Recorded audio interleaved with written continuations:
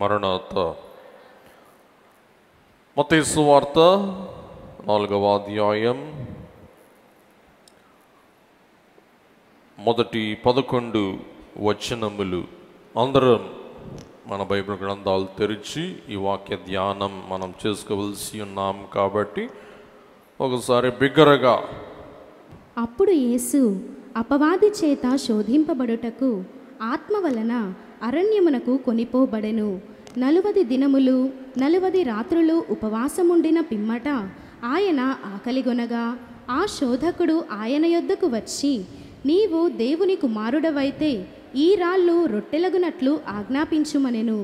అందుకాయన, మనుష్యుడు రొట్టె వలన మాత్రము కాదు గాని దేవుని నోట నుండి వచ్చు ప్రతి మాట వలనను జీవించును అని వ్రాయబడి ఉన్నది అనెను. అంతటా అపవాది పరిశుద్ధ పట్టణమునకు ఆయనను తీసుకొనిపోయి దేవాలయ శిఖరమున ఆయనను నిలువబెట్టి, నీవు దేవుని కుమారుడవైతే క్రిందికి దుముకుము, ఆయన నిన్ను గూర్చి తన దూతలకు ఆజ్ఞాపించును, నీ పాదం ఎప్పుడైనను రాతికి తగులకుండా వారు నిన్ను చేతులతో ఎత్తికొందురు అని వ్రాయబడి ఉన్నదని ఆయనతో చెప్పెను. అందుకు యేసు, ప్రభువైన నీ దేవుని నీవు శోధింపవలదని మరి ఒక చోట వ్రాయబడి ఉన్నదని వానితో చెప్పెను. మరలా అపవాది మిగుల ఎత్తైన ఒక కొండ మీదికి ఆయనను తోడుకొనిపోయి ఈ లోక రాజ్యములన్నిటినీ వాటి మహిమను ఆయనకు చూపి, నీవు సాగిలపడి నాకు నమస్కారము చేసిన ఎడల వీటినన్నిటినీ నీకిచ్చదనని ఆయనతో చెప్పగా, యేసు వానితో, సాతానా పొమ్ము, ప్రభువైన నీ దేవునికి మ్రొక్కి ఆయనను మాత్రము సేవింపవలెను అని వ్రాయబడి ఉన్నదనెను. అంతటా అపవాది ఆయనను విడిచిపోగా, ఇదిగో దేవదూతలు వచ్చి ఆయనకు పరిచర్య చేసిరి. ఆమేన్. ప్రభునందు పిల్లరా, ఈ వాక్య ధ్యాన సమయమందు 3 వాక్య భాగములు ఒకే పంక్తిలో మనం సమకూర్చుకొని ధ్యానం చేసుకుందాం. మొదటి వరుస ఏదేనో తోటలో మన ఆది పితామహులు శోధనలో పడిపోయిన వరుస. రెండవ వరుస కడపటి ఆదాం అయ్యున్న యేసు క్రీస్తు ప్రభువు శోధనను జయించిన వరుస.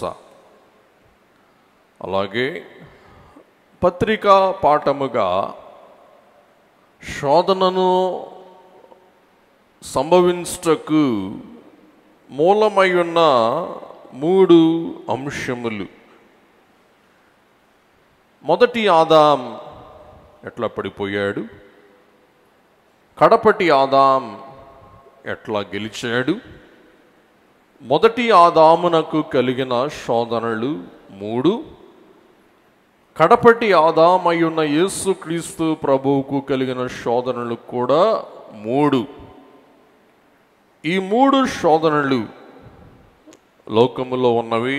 అవి మనగా మొదటి యోహాన్ పత్రిక 2వ అధ్యాయం 16వ వచనం. లోకములో ఉన్నదంతయు అనగా శరీరాశయు నేత్రాశయు జీవపు డంబమును తండ్రి వలన పుట్టినవి కావు అవి లోక సంబంధమైనవి. పిల్లరా, ఈ 3 శోధనలతో ఆది పితామహులను సాతాను శోధించాడు.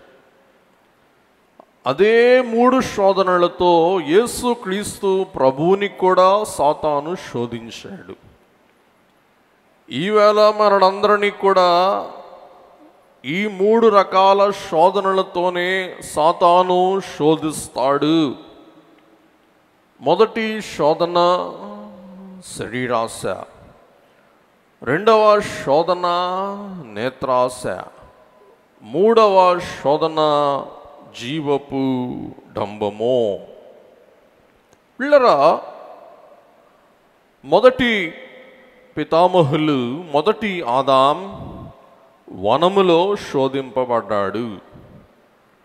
రెండవ ఆదాం లేక కడపటి ఆదాం అరణ్యములో లేక ఎడారిలో శోధింపబడ్డాడు. వనములో శోధింపబడిన ఆదాం పడిపోయాడు.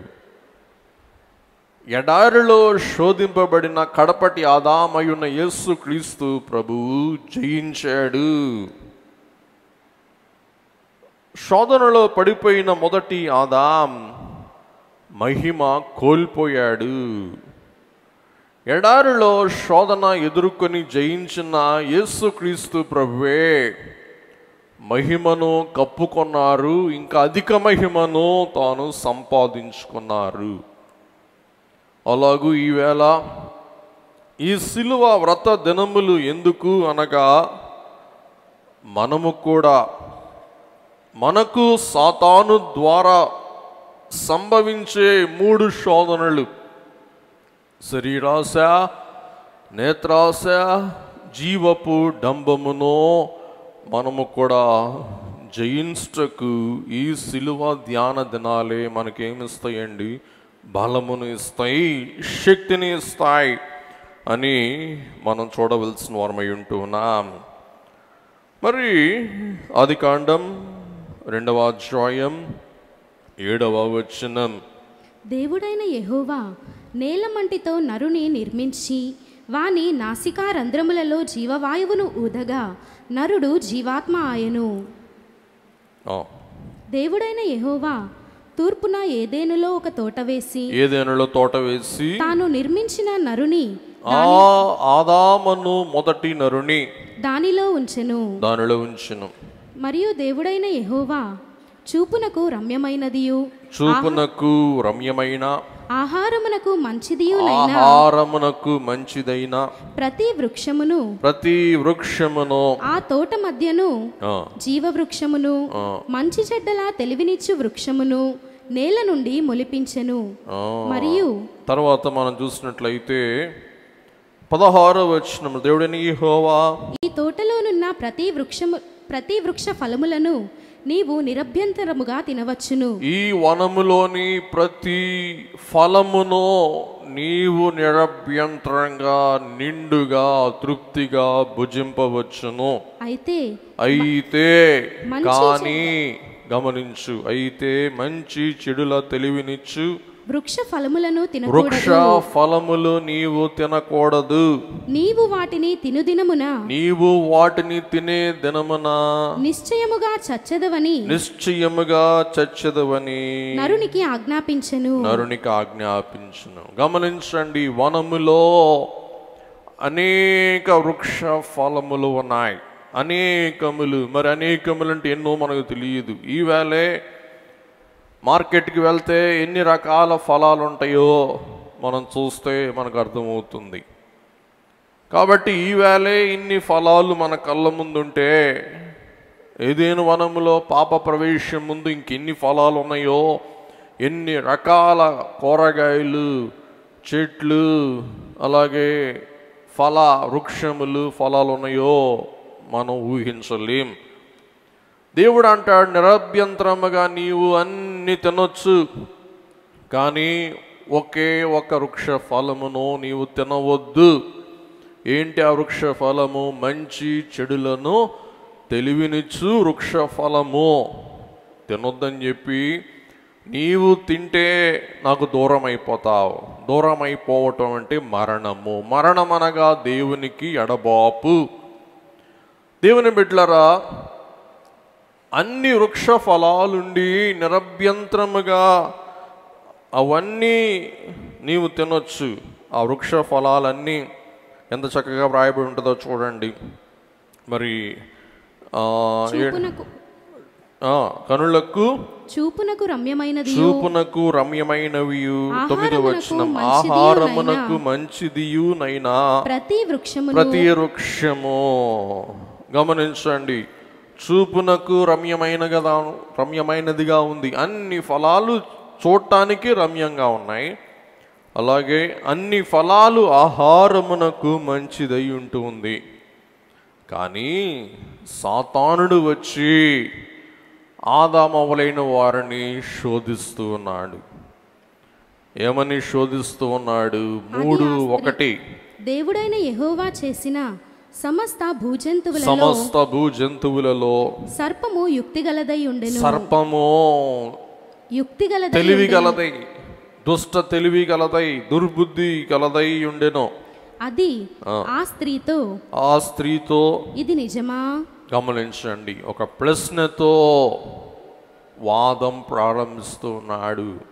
ఓ అవ్వా, నిజమా? ఇది నిజమా? ఈ తోట చెట్లలో దేని ఫలములనైనను మీరు తినకూడదని దేవుడు చెప్పెనా?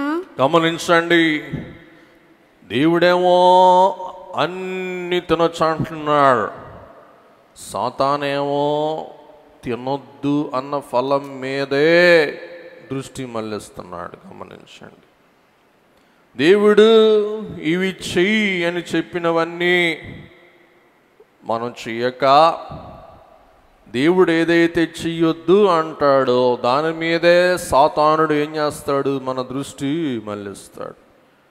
దీనిలో ఏ చెట్టు అయినా తినొద్దని చెప్పాడా? చూడండి, ఇందాక మీకు చెప్పా, అన్నీ చూపునకు రమ్యమైనవి, అన్నీ మంచివి, కానీ చెడ్డదాని మీదే సాతాను అవ్వ దృష్టి మరల్చి ఇది నిజమా అని అవిశ్వాసం, అపనమ్మిక వనములోని అవ్వమ్మకు కలిగిస్తున్నాడు అన్నమాట. ఇది నిజమా? మరి చాలా మాయమాటలు చెప్పాడు. అప్పుడు అవ్వమ్మ 3వ వచనం, అందుకు స్త్రీ, ఈ తోట చెట్ల ఫలములను మేము తినవచ్చు. 3వ వచనం, అయితే తోట మధ్యనున్న చెట్టు ఫలములను గూర్చి దేవుడు మీరు చావకుండానట్లు వాటిని తినకూడదని వాటిని ముట్టకూడదని చెప్పాను సర్పముతో నేను.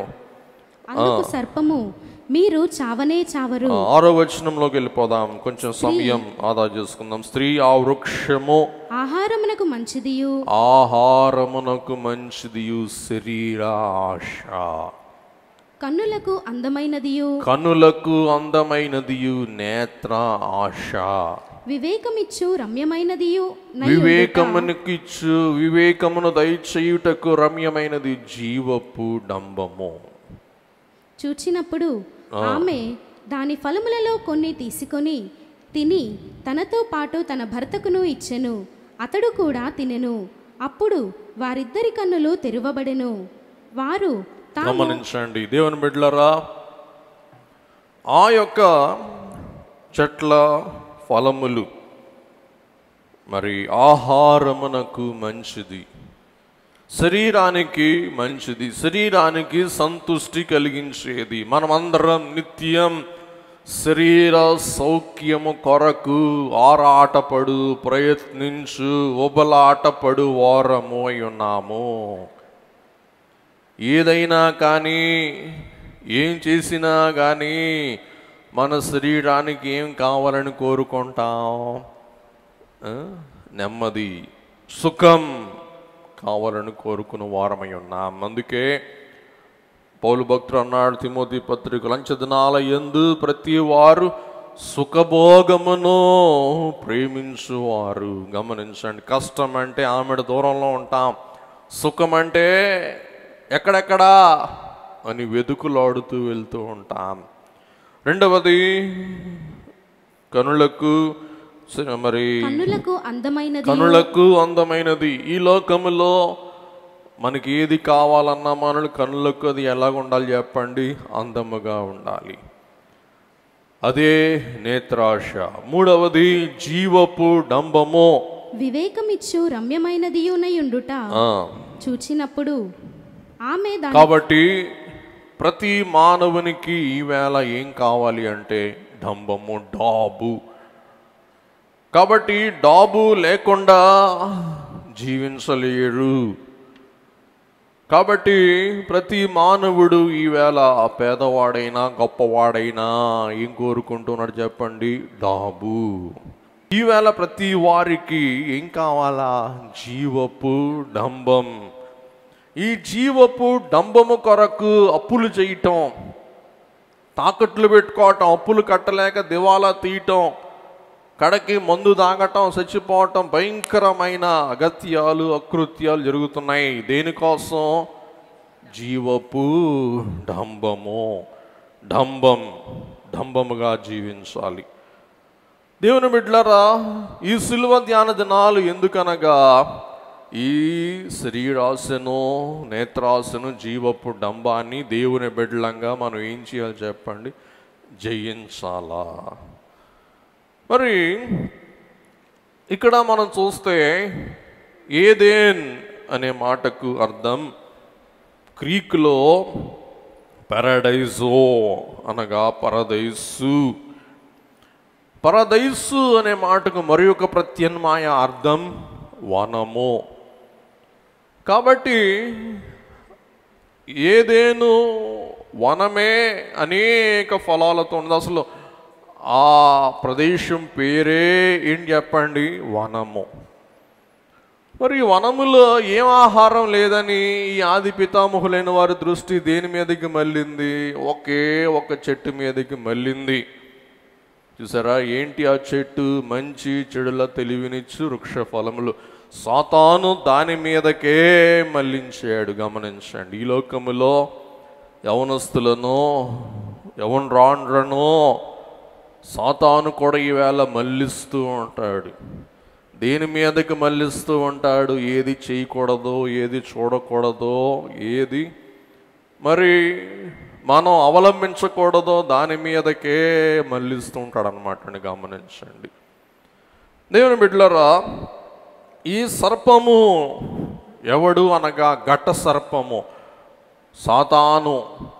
ఏదేను వనములో నుండి ప్రకటన గ్రంథం వరకు ఈ ఘట సర్పం పనిచేస్తూనే ఉంది.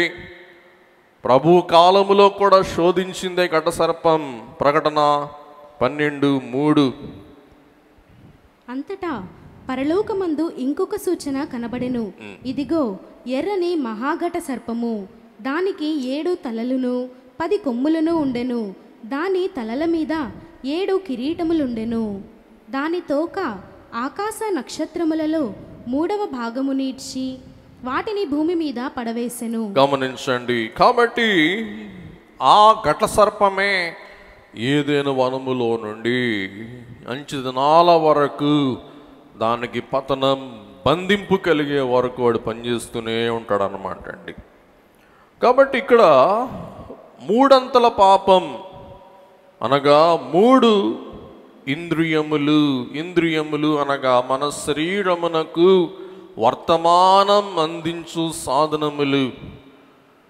మరి మొదటి ఇంద్రియం కన్ను, 2వ ఇంద్రియం చెవు, 3వ ఇంద్రియం ముక్కు, 4వ ఇంద్రియం నోరు, 5వ ఇంద్రియం స్పర్శ. పంచ ఇంద్రియములు అంటూ ఉంటాం. ఈ పంచ ఇంద్రియముల ద్వారా మన శరీరమునకు ఏమందుతూ ఉంటాయి చెప్పండి? ఇన్ఫర్మేషన్. ఇంద్రియము లోపలికి సమాచారం అందించు పంచ ఇంద్రియములు దేవుడు మనకు దయచేసిన వారై ఉన్నారు. కాబట్టి ఈ ఇంద్రియములలోనికి సాతానుడు వ్యామోహం, అత్యాశ, దురాశ కలిగించిన వాడై ఉన్నాడు. అలాగుననే అక్రమమైన, అనైతికమైన వాంఛ కలిగించిన వాడై ఉంటూ ఉన్నాడండి. కాబట్టి ఇవి పాటింపక దేవుని చిత్తానుసారముగా జీవించువాడు లేక నడుచుకునేవాడు ఏం చేస్తాడంటండి? జీవిస్తాడు. వాక్యం చూడండి. దేవుని చిత్తమును జరిగించువాడు నిరంతరము నిలుచును. 1 యోహాను 2:17. లోకమును దాని ఆశయు గతించిపోవచ్చున్నవి కానీ దేవుని చిత్తము జరిగించువాడు నిరంతరము నిలుచును. గత శుక్రవారం ధ్యానం చేసుకున్నాం. ప్రభువు ఏం చేయటానికి ఆశపడుతున్నారండి? తండ్రి చిత్తం. కాబట్టి ఈ శరీరాశ, నేత్రాశ, జీవపు డంబము గతించిపోతాయి. కానీ ఏది నిత్యం నిలిచి ఉంటుంది? దేవుని చిత్తం జరిగించువారు నిత్యము నిలిచియుందురు అని వాక్యం మనకు తెలియచేస్తూ ఉన్నది. దేవుని బిడ్డలారా, 3 శోధనలు 3 రకములుగా మనం గ్రహించవచ్చు. మొదటిది ప్లెజర్, అనగా సౌఖ్యము, ఉల్లాసము. రెండవ విధమై ఉన్న శోధన పొసెషన్స్, అనగా సొత్తు, ఆస్తి, అంతస్తు. మూడవ రకమైన శోధన షోకు, డంబము, అతిశయం. దీనిని ఏమన్నామంటే ప్రైడ్. కాబట్టి మొదటి రకమైన శరీరాశకు సంబంధించినమైన శోధనలు ప్లెజర్, సౌఖ్యము, ఉల్లాసం. నేత్రాశకు సంబంధించిన శోధనలు పొజిషన్స్, అనగా ఆస్తి, సొత్తు, అంతస్తు. అలాగే డంబము, జీవం నాకున్న డంబము. ఏంటి చెప్పండి? షోకు, అతిశయము. వీటి విషయంలో మనం జాగరూకులమై ఉండవలసిన వారమై ఉంటున్నాం. వీటి కోసమే హత్యలు, దొంగతనాలు, కూనీలు, క్రోధాలు, మత్సరములు, అలాగే తల్లి పిల్లలను చంపుకోవటం, పిల్లలు తల్లిని చంపుకోవటం, భయంకరమైనవి. ఈ లోకములో సంభవించే ప్రతి పాపానికి మూలం ఏంటి చెప్పండి? ఈ 3. ఇంకా చూసుకోండి, వచ్చే నెలల్లో మనం చూస్తూ ఉంటాం. ఒకడి మీదకి ఒకడు, ఇంకొకటి మీదకి ఇంకొకడు. ఎందుకు చెప్పండి? జీవపు డంబము. ఏం చెప్పండి? జీవపు డంబం. డంబం. కాబట్టి కీడు చేయుటకు, గాయము చేయుటకు, అనగద్రొక్కుటకు, తుంచనాడుటకు, దూషణకు, హత్యకు, అన్నిటికీ మూలమే శరీరాశ, నేత్రాశ, జీవపు డంబం. ముందుకు వెళ్దాం. ఇప్పుడు మీరు చెప్పండి, ఆదామవ్వలైన వారు ఎక్కడున్నారు? వనములో ఉన్నారు. యేసు ప్రభు ఎక్కడున్నాడు? అరణ్యములో ఉన్నాడు. మీరు చెప్పండి, వనములో ఉన్న వాళ్ళు పడిపోతారా? ఎడారిలో ఉన్న వాళ్ళు పడిపోతారా? బాగా చెప్పాడు, మంచి మాట, చక్కగా వింటున్నాడు. God bless you. ఎడారిలో ఉన్నవారు పడిపోతారు. ఎడారిలో యేసయ్యకి ఆకలి ఉంది. యేసయ్య 40 రోజులు ఏమీ తినలా. అసలు శోధన అంటే ప్రభువుదే శోధన. ఎవరిది శోధన కాదు? ఆదామవ్వలది ఏం కాదు చెప్పండి? శోధనే కాదు. ఎందుకంటే వారికి కావలసినన్ని ఫలాలు ఉన్నాయి. పులుపు అయితే పులుపు, తీపి అయితే తీపి, సేదైతే సేదు, ఇంక వగరైతే వగర, ఏదైనా ఉందన్నమాట అండి. అయినా ఆది మానవుడు, మొదటి ఆదాం, నిండు కడుపుతో శోధనలో పడిపోయాడు. కానీ యేసుక్రీస్తు ప్రభువు ఖాళీ కడుపుతో, ఆకలి కడుపుతో ఏం చేశారు? శోధనను జయించాడు. గమనించండి. కాబట్టి ఒకవైపు వనం, మరొక వైపు మన్యం, లేకపోతే అరణ్యం. వనములో నిండు కడుపుతో ఉన్న, అంటే తృప్తిగా తేపేదాకా తిన్న ఆదాం పడిపోయాడు. అసలు 40 రోజులు పేగులు ఎండిపోయిన యేసు ప్రభువే ఏం చేశారు? గెలిచాడు. ఇది సిలువ ధ్యాన దినాల యందు మనం స్మరించి ధ్యానింపవలసిన అంశమై ఉంటూ ఉన్నది. కాబట్టి అక్కడ శోధనలో పడిపోయిన ఆదామే వనములో నుండి దేంట్లోకి వెళ్ళిపోయాడు? అరణ్యములోనికి వెళ్ళిపోయాడు. ఇప్పుడు యేసు ప్రభుని తీసుకుందాం.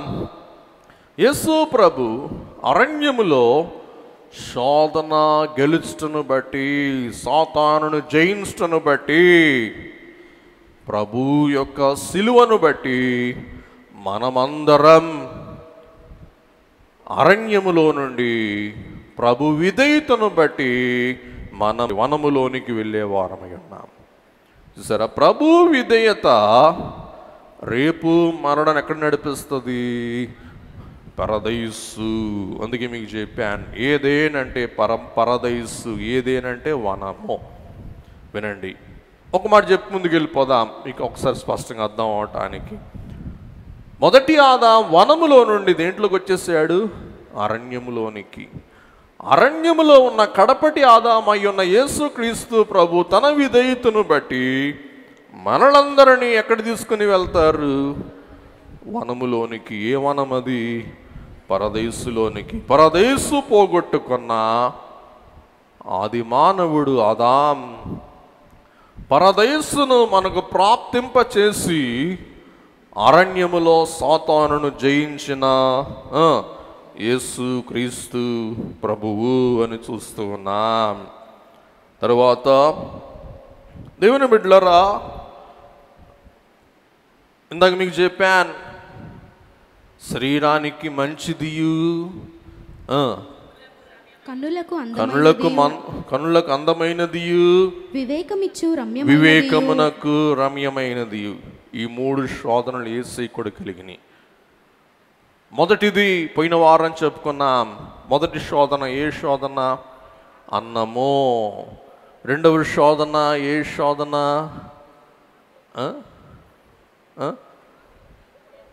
మొదటి శోధన అన్నము, రెండవ శోధన దుముకుము, మూడవ శోధన మ్రొక్కుము. చూసారా? రెండవ శోధన దుముకు, దూకు. అంటే ఒక విధంగా చూస్తే నేత్రాశ. మూడవది మనం చూస్తే జీవపు డంబం. ఇదిగో ఒక్క నిమిషంలో అంట సాతానుడు ఎక్కడ తీసుకుని వెళ్ళాడంటే యేసు ప్రభుని కొండ మీదకు తీసుకుని వెళ్ళి లోకములో అన్నీ చూపించాడంటండి. లూకా సువార్తలో రాయబడి ఉంటది. పాప అపవాది ఆయనను తీసుకొని పోయి భూలోక రాజ్యములన్నిటినీ, గమనించండి, భూలోక రాజ్యములన్నింటినీ ఒక నిమిషములో ఆయనకు చూపించి, ఒక్క నిమిషంలో ఆయనకి చూపించేసి ఈ అధికారమంతా ఈ రాజ్యముల మహిమంతా నీకిచ్చేస్తా. అది నాకు అప్పగింపబడి ఉన్నది.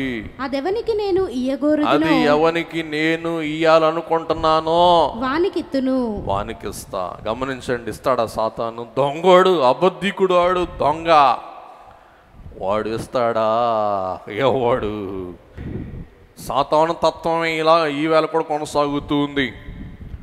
కాబట్టి ఇవన్నీ నాకివ్వబడి ఉన్నాయి. ఈ లోక రాజ్యములు, ఈ లోకములో ఉన్నవన్నీ కూడా ఎవరి అంటండి? నాయి అంటాడు. ఎవడు? సాతాను.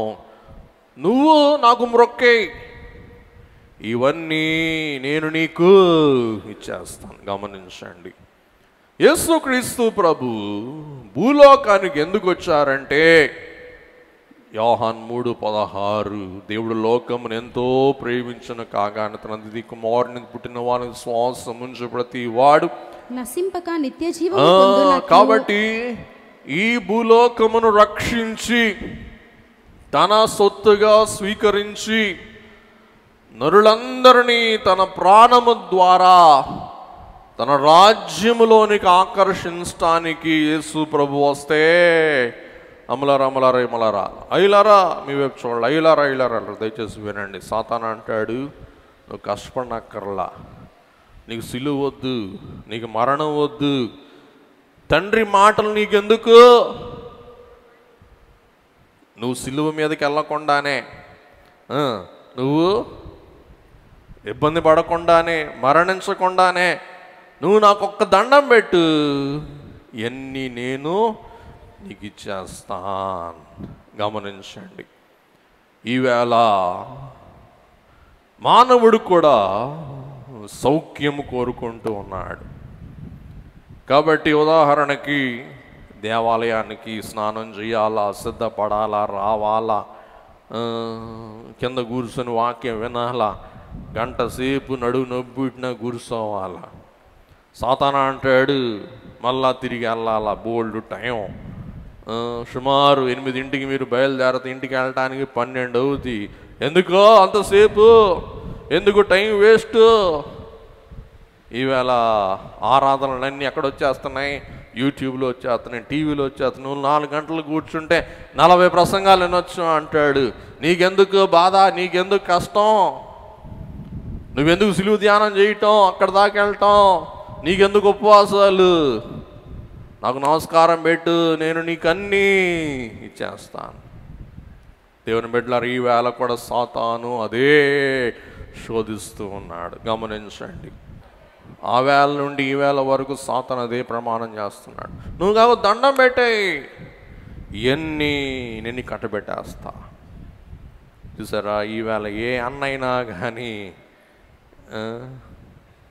ఏం కావాలా? ఆడికి వెళ్ళిపోయి 2 కట్టలు వేసేస్తే మళ్ళీ ఏమొచ్చేయాలా? అధికారం, పగ్గాలు. గమనించండి దేవుని బిడ్డలారా, సాతానుడు అన్యాయముగా, అక్రమముగా, వ్యర్థముగా, కష్టపడకుండా అన్నీ నీకు ఇచ్చేస్తానంటాడు. మోసపుచ్చుతాడు, మోసగాడు. ఎవడు చెప్పండి? సాతానుడు, మాయలోడు. ఈవేళ ఆ మాయలోడు అనేకులని మాయ చేస్తున్నాడండి. ఈవేళ గమనించండి, ఈవేళ యవనస్తులకు గమనించండి, సాతాను చూస్తూ ఉంటాడు. ముఖ్యమైన మాట, యేసుక్రీస్తు ప్రభు ఉపవాసం చేస్తూ ఉన్నప్పుడంట సాతాను తొంగి తొంగి చూస్తున్నాడంట. ఈయనకేం కావాలి, ఈయనకేం కావాలి, ఈయనకేం అవసరం? గమనించండి, గుర్తించండి, ఆలోచించండి, అన్వయించుకొని ఒక్కసారి మీరు సరిపోల్చుకోండి. మీకు ఏది కావాలో దానితోనే సాతానుడు మిమ్మల్ని పడేస్తాడు. చూసుకోండి, ఆలోచించుకోండి. ప్రభువుకి ఆకలేసింది, వాడేమంటున్నాడు? ఇదిగో రొట్టెల్ని రాళ్ళు రొట్టెలు చేసుకుని తిను. చూడండి, ఆకలి. రెండవది, ఆయన మరణించాలి, సిలువ రాను మీద మరణించాలి. సాతాను అంటాడు, నువ్వు ఇబ్బంది పడొద్దు, మరణించొద్దు, నాకు దండం పెట్టు. నీ తండ్రి నీకేమెత్తాడు? నువ్వు ఆకలి కొంటే నీకు అన్నం పెట్టాడా? చూసుకో, నీ తండ్రి నీకేమి ఇచ్చాడు? కాబట్టి దేవుని బిడ్డలారా, సాతానుడు నిత్యం మనలను వేటాడుతూ ఏం చేయాలని ప్రయత్నం చేస్తూ ఉంటాడండి? శోధించి పడవేయటకు ప్రయత్నిస్తూ ఉంటాడు. కాబట్టి మనము కూడా అరణ్యములోనికి యేసు ప్రభుతో మనం వెళ్ళి ఈ 40 దినాలలో ఏం అభ్యాసం చేసుకోవాలి చెప్పండి? శోధన జయించే అభ్యాసం. అందరూ చెప్పండి గట్టిగా, ఏ అభ్యాసం చెప్పండి?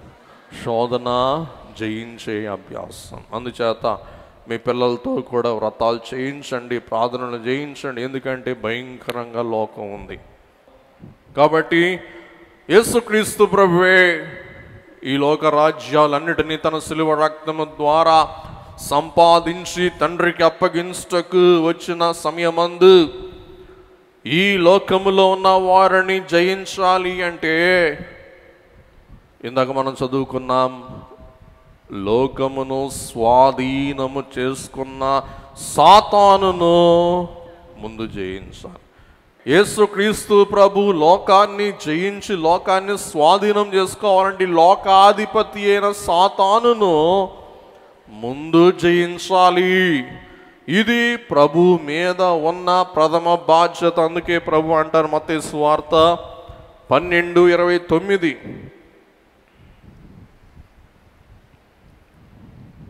ఒకడు మొదట బలవంతుని బంధింపని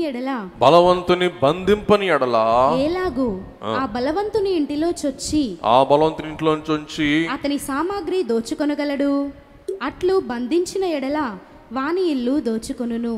కాబట్టి ప్రభు మొదట ఎవరిని బంధించాలా?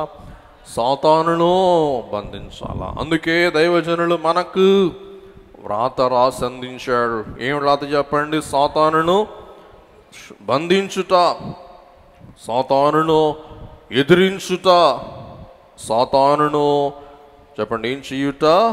జయించుట అని మనం చూస్తూ ఉన్నాం.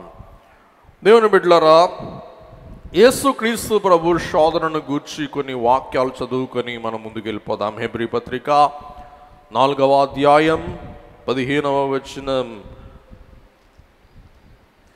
మన ప్రధాన యాజకుడైన యేసుక్రీస్తు ప్రభువు మన బలహీనతల యందు మనతో సహానుభావము లేనివాడు కాదు, కానీ సమస్త విషయాలలో మనవలే శోధింపబడినను ఆయన పాపము లేనివానిగా ఉండెను. గమనించండి, యేసుక్రీస్తు ప్రభు కూడా మనవలే శోధింపబడినా కానీ ఆయన ఏం చేయలేదంటండి, పాపము చేయలేదు. ఈవేళ శోధన అనేది ప్రతి వారికి వస్తుంది, కానీ శోధన మనం ఏం చేయవలసిన వారమై ఉన్నాం? సాధన చేసి జయించవలసిన వారమై ఉన్నాం. 2 కొరింథీ 5:21, హెబ్రీ 7:26, 1 యోహాను 3:5, ఎఫెసీ 6:17. ఈ వాక్య భాగాలు ఇంటికి వెళ్ళి మీద దయచేసి ధ్యానం చేసుకోండి. మొదటి శోధన రాళ్లను రొట్టెలుగా చెయ్యమన్న శోధన. గమనించండి, సాతానుడంట ప్రభు యొద్దకు వచ్చి అంతకుముందే పరలోకపు తండ్రి సాక్ష్యం ఇచ్చాడు యేసు ప్రభువును గూర్చి. ఏమని? ఇదిగో నా ప్రియ కుమారుడు. Very good. ఇదిగో ఈయనయే నా ప్రియ కుమారుడు, ఈయన యందు నేను ఆనందించుచున్నానని ఒక శబ్దం ఆకాశము నుండి వినబడెను. ఈయనే నా ప్రియ కుమారుడు. సాతానంట వచ్చి, నువ్వు దేవునికి ఎవరవు? ప్రియ కుమారుడు. అందరు చెప్పండి, దేవునికి ఎవరు? గట్టిగా చెప్పండి. అయ్యలారా దయచేసి మీరు చెప్పండి, నీవు దేవునికి ఎవరవు? ప్రియ కుమారుడు. నీవు దేవునికి ప్రియ కుమారుడు అయితే 40 రోజులు ఉపవాసం చేసి వదిలేసి, ఆయన నీకు అన్నం పెట్టాడా? నీకు రొట్టెన్న పెట్టాడా? నేను ఆకలితో పెట్టాడు, నువ్వు దేవుని కుమారుడు ఎట్టవుతావు అని మొదటి ఆదామునేమో ఇది నిజమా అని అవ్వమ్మను శోధించిన సాతానుడే యేసు ప్రభు యొద్దకు వచ్చి ఏమంటున్నాడు? నీవు దేవుని కుమారుడవైతే. చూసారా, జీవపు డంబం. గమనించండి, మన శత్రువులు కూడా మన మీద సవాలు చేస్తూ ఉంటాడు. నువ్వు ఆడదానివైతే, గమనించండి, నువ్వు అత్తగారివైతే, నీవు కోడలివైతే, నీవు మగాడివైతే, ఎవరు శోధన చెప్పండి? సాతాను శోధన. చూసారా? అయితే అనేటప్పటికే ప్రతి వారికి ఏమొచ్చేసిద్ది? ఆడవాళ్ళు చెంగు దోక్కుంటారు. మొన్న గమ్మర్ జరిగింది, నిజం. అదేంటంటే తిరుపతిలో అంట ఎవడో కుర్రగాడు సింహం బోన్లోకి దూకాడంట. ఎందుకంటే ఈ మాయదారుడు సెల్ఫీ తీసుకోవాలంట. దీంతో సింహంతో సెల్ఫీ అంట. చూడండి ఎంత పిచ్చి ముదిరిపోయిందో ఈ కాలపు వాళ్ళకి. నిజమండి. వాడంట సెల్ ఫోన్ ముందు పెట్టుకొని 1 2 3 అంట కెమెరా చూడటంగానే సింహం వైపు చూసి తొడగొట్టాడంట. ఈడు రావే రావే అని, అది దొరికావురా పలావు ఇవ్వాలని చెప్పి ఎగబడి శుభ్రంగా వాడి మచ్చుకు లేకుండా తినేసింది అంటండి. తిరుపతిలో జరిగింది నిజంగా ఇది. చూడండి, ఆ జీవపు డంబమే అని ఏం చేసింది? సింహానికి ఫుల్ మీలుగా చేసింది అన్నమాట అండి. మనం ఎవరికి తొడగొట్టద్దు, సాతానుకు తొడగొట్టద్దు. ఎందుకంటే వాడు గర్జించు సింహం. ఎవరిని మృంగుదునా అని వాడు ఏం చేస్తున్నాడు చెప్పండి? తిరుగాడుచు ఉన్నాడు. కాబట్టి సాతాను అంటాడంట, నువ్వు ఎంత మంచోడివయ్యా, 40 రోజులు తండ్రికి విధేయుడివై ఉండి అన్నం తినకుండా మానేసావు. 40 రోజులు అయిపోయింది, నువ్వు ఆకలితో ఉన్నావు. నువ్వు ఎందుకు ఆహారం చేసుకోవద్దు? ఆహారం ఎందుకు నీవు ఈ రొట్టెలను మార్చుకోవద్దు? మరి ఈ రొట్టెలను నీవు ఆహారముగా మార్చుకో. గమనించండి దేవుని బిడ్డలారా, ఇక్కడ యేసుక్రీస్తు ప్రభువు ఒంటరిగా ఉన్నాడు, జంతగా లేడు. కానీ ఏదేను వనములు ఆదాము అవ్వలేని వారు ఎట్లా ఉన్నారు చెప్పండి? జతగా ఉన్నాడు.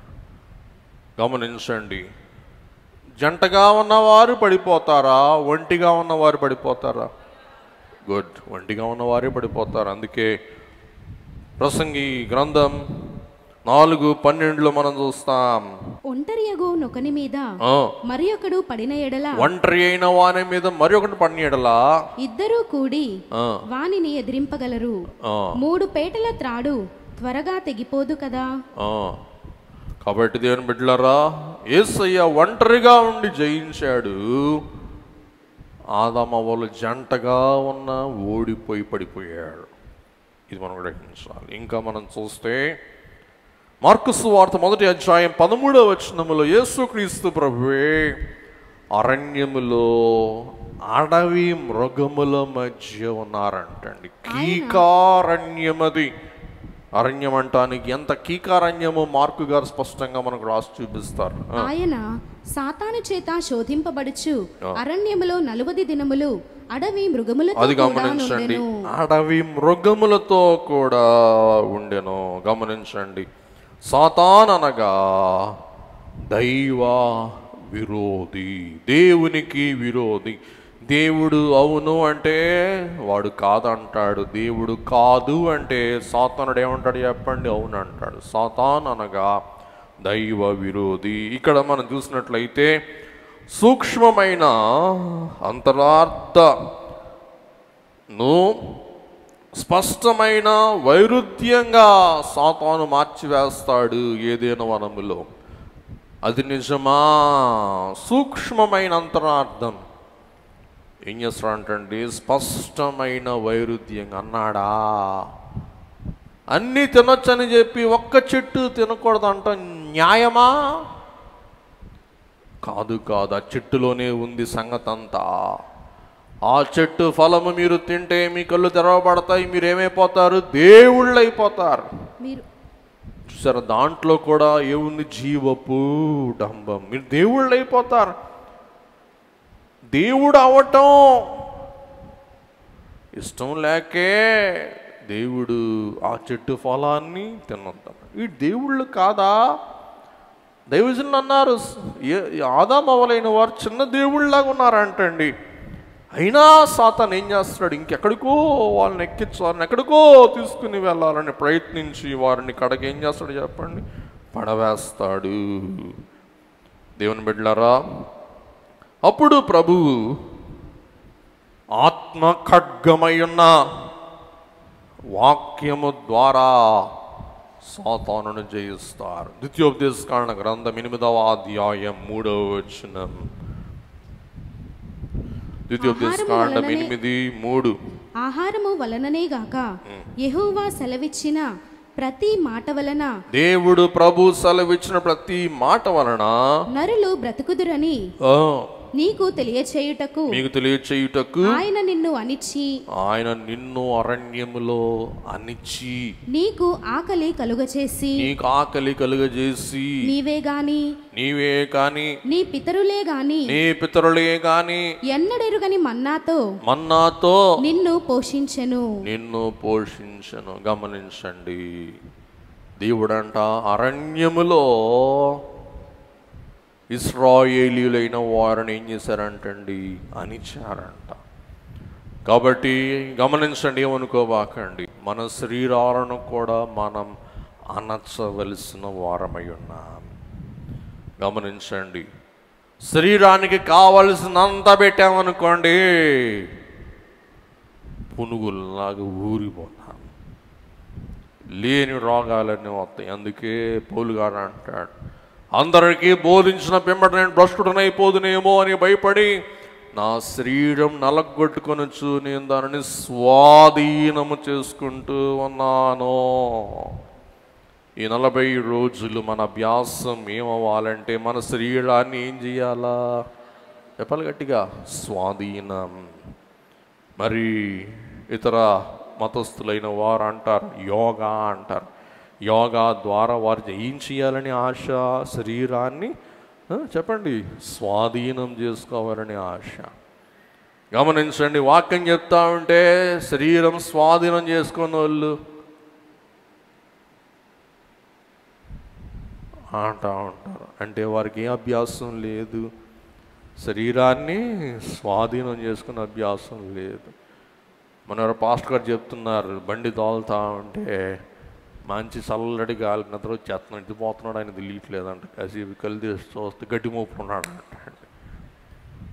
అంటే శరీరం ఏమవ్వాలా చెప్పండి, స్వాధీనం అవ్వాలా. అందుకే దేవుడు అంటారు, ప్రభు అంటారు, మన శరీరములు మనం ఏం చేయాలి, స్వాధీనం.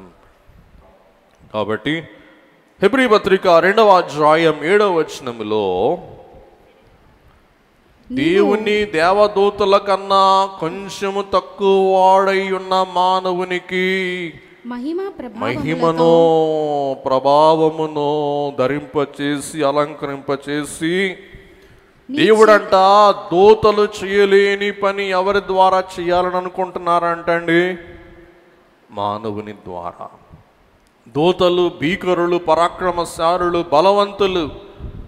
కానీ ఈ పని ఎవరికి అప్పచెప్పాడు, బలహీనులైన వారిని బలపరచి దేవుడు మహిమపరచుకునుట, మహిమ పొందుట దేవుని అభిలాష, దేవుని చిత్తం, దేవుని అభిష్టమై ఉంటూ ఉన్నది. కాబట్టి ముందుకు వెళ్ళిపోతే మనం యేసుక్రీస్తు ప్రభువు అలాగూ ఉపవాసం చేస్తూ ఉన్నప్పుడు సాతాను చూచి ఎలాగూ ఎరవేశాడో మనం గ్రహిస్తూ ఉన్నాం. మరి ఇంకా 2 శోధనలు ఉన్నాయి, కొంచెం వివరంగా వచ్చే వారం మనం ధ్యానం చేసుకుందాం. కాబట్టి ముగింపులో మీకు తెలియజేసే మాట ఏమనగా, ఏదైనా కానీ మనం పరీక్షించి శోధించి అది బలమైనదని, శ్రేష్టమైనదని, నాణ్యమైనదని మనం తెలుసుకుంటాం. అలాగే యేసుక్రీస్తు ప్రభు కూడా ఆత్మపూర్ణునిగా ఆయనంత బలవంతుడో, ఆయనంత శక్తివంతుడో, ఆయనంత దిట్టమైన వాడో రుజువు చేయుటకు, రూపించటకు, పరీక్షించటకు యేసుక్రీస్తు ప్రభువు కూడా ఎక్కడికి కొనిపోబడ్డారండి, అరణ్యములోనికి. గమనించండి. మరి ముగించుకుందాం. మీరు శోధన అంటే ఆలోచిస్తే, మరి ఈ కాలములో పిల్లలైన వారికి వచ్చే నెలంతా పరీక్షలు, ఇప్పటికే చాలామంది పరీక్షలు జరుగుతున్నాయి, హాల్ టికెట్లు వస్తూ ఉన్నాయి. కాబట్టి పరీక్ష అనేది మానవ జీవితానికి అవసరం. నేను అనుకుంటా మిషన్ మా సేవకి, మిషన్ యొక్క పరిచారకుల సేవకి మాకు యాన్యువల్ ఎగ్జామే మహాసభలు. అలాగే ప్రతిరోజు మాకు పరీక్ష ఉంటుంది. మరి నేను చదువుకునేటప్పుడు నెలకో పరీక్ష ఉండేది. అప్పుడు మేము వేసారిపోయేవాళ్ళం, విసుక్కునేవాళ్ళం. అరే నాయను మనం బతుకుతాం, ఏమైపోతాం అనుకునేవాళ్ళం. అప్పుడు గురువుగారు చెప్పాడు ఒక ఆయన, మీరు ఇప్పుడు పరీక్షలు ఎదుర్కొనటం నేర్చుకుంటే మీ జీవితంలో ప్రతిరోజు పరీక్షలు మీకు వస్తాయి, సులువుగా ఏం చేయగలరు, పరీక్షలు ఎదుర్కొనగలరు. కాబట్టి యేసయ్య సమర్థవంతముగా శ్రమపడి పరీక్ష ఎదుర్కొని ప్రభు ఏం పొందారు, మహిమ ప్రభావములు, ఘనత, కీర్తి ప్రభు కిరీటముగా ధరించిన వారై ఉన్నారు. అలా ఈ లోకములో ప్రతి వస్తువైనా, ప్రతి మనిషి అయినా నాణ్యమైనది, శ్రేష్టమైనది, ఖచ్చితమైనది అంటానికి ఏం పొందాలా, శోధన. యేసయ్య శోధన పొంది జయించాడు. అలాగున మనము కూడా సాతాను, లోక, శరీర శోధనను జయించి ప్రభు కొరకు మహిమ జీవితం జీవించడానికి సిలువ ధ్యాన అభ్యాసం మనకి మిండుగా తోడ్పడును గాక. దయగల ప్రభు, కృపగల తండ్రి, మా వల్ల మీరు శోధింపబడినా మీరు పాపము చేయకుండా పరిశుద్ధినిగా సాతానును వాక్య ఖడ్గము ద్వారా ఎలాగో జయించిన వారు ఉన్నారు. అటు జయ జీవితం మేము కూడా కలిగి జీవించగలుగు భాగ్యం మాకు దయచేయమని యేసు స్వామి పావన నామమున వినయముతో వేడుకొని ప్రార్థిస్తూ ఉన్నాము మా పరమ తండ్రి. ఆమేన్.